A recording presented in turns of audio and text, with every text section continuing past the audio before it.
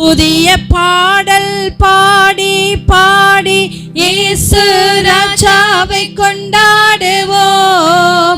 புகழ்ந்து பாடல் பாடி பாடி இயேசு ராஜாவை கொண்டாடுவோம்.